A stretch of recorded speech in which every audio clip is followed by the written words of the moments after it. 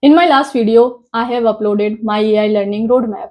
When we have our data set, the first step is to clean the data. Most people think that AI is all about to build cool models, but the truth is AI engineers spend their most of the time to clean the data first because the bad data leads to bad results. In today's video, I am going to show you exactly how we can handle the missing values and find the outliers by using Pandas and NumPy. So let's dive into the code. So first, there was need to have the good data set uh, on which we can start our work. So I first visited to the Kaggle, and from here we can download the data set whatever you want. So I picked this one. Here I have downloaded this, and I am using this on my VS Code. So here is my environment. In the environment, okay. So to set up the environment, there are two things that are very important to have. First is the code editor, that you can either choose VS Code or Jupyter Notebook. So inside the VS Code also we can use the Jupyter Notebook as well. So this one is the data set which this one is the data set that I have downloaded from the Kaggle. And here I have one environment.yml. Second thing was to have our Python. So there are two ways to install the Python as well. First is you can directly go on Chrome and just search for a Python. From there you can install it. And second one is Conda environment. So I'm using the mini Conda. So here is my setup all the way. Here I'm using this AI journey Conda environment. Second one, which channel I want to use, and third one is my dependency. So this is my Python version. Now let's go to our .ipynb file. So this .ipynb file shows us that this is a Jupyter file only. Now to start with our data frames. So here I've imported pandas and numpy. So these are their aliases that we can use. So first I have read the data, that pd.read csv. This is our data set name. So to analyze the data, first what we do first, that is our head. So we print the head. There we can see how many columns we have, right, and how those columns look like. Second is we need to get the information of the data frame. As we can see here, how many values we have null or not null. So we have 12 columns over here. Those are starting from 0 to 0 index to 11 index, right? So 3 to 581, those are non-null. This is also non-null. So we can see personal employment length, and we have this loan interest rate. These two are not matching with the number of rows of other columns, right? So to get the more information about these, we can write that df.describes, and here we can also find our outliers. That what are those outliers? Outliers means something fishy in the dataset that cannot be possible in real world, right? So what we can see here, we can see this age. Person is, in this time, no one can live to 144 years, and the person employment length cannot be 123 years. So these kind of outliers we have, right?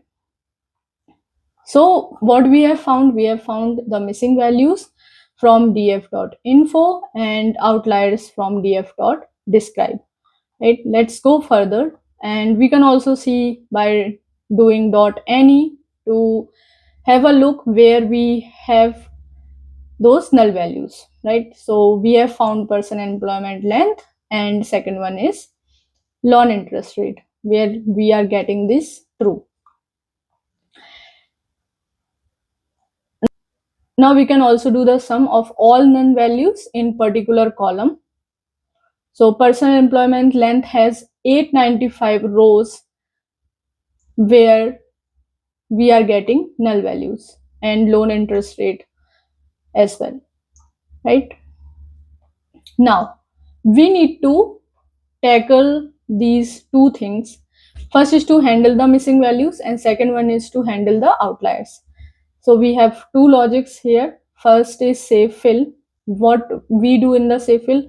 So if we understand what is person employment length, so it is like if for how many years a person is working in particular domain, or we can say in how for how many years a person is employed.